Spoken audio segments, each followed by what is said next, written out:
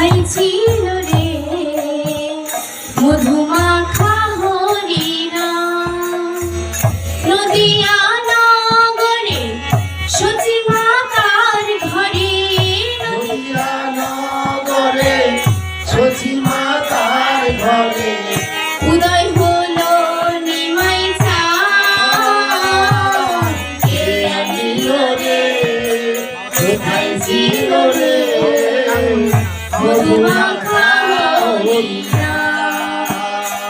এ নাম কে আনিল রে কোথায় ছিল রে মধুমাখা হরিনাম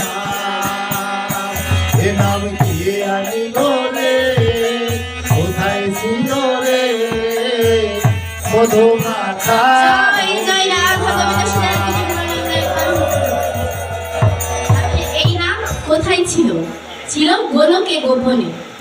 এই নাম কোন যুগে পায়নি। চারটি যুগ, সত্যতেতা, দাপর কলি, এই যে চারটি যুগ, এই চারটি যুগের মধ্যে হচ্ছে আমাদের কলি যুগে এসে মহাপ্রভু এই গোলকে গোপনে যে নামটা ছিল সেই নামটা আমাদের মাঝে বিতরণ করলো। এত মূল্যবান একটি ধন পেলাম।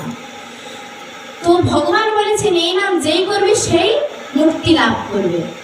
তাহলে আমরা যে এত হরিনাম করছি, ভগবানের দর্শন পাচ্ছি না, মুক্তি লাভ করছি না, কেন? কারণ আমাদের নিষ্ঠা নাই বাবা। আমাদের দেহ এক, মন আর এক। বাহিরে করছি কুকর্ম, মনে ভাবছি যে ভগবানের আরাধনা করব। সম্ভব? মনে পাপ থাকলে কর্ম করা সম্ভব না। তাই আমাদের মন পবিত্র হতে হবে, অর্থাৎ মন আর দেহ এক হতে হবে। এখানে কিভাবে প্রমাণ দিলেন দেখেন। রাধা কৃষ্ণ এক হলো, ভক্ত ভগবান এক হলো, জীবাত্মা আর পরমাত্মা এক হলো, মানে মন আর দেহ এক হলো। তবে কি এই নাম আমাদের মাঝে আসলো।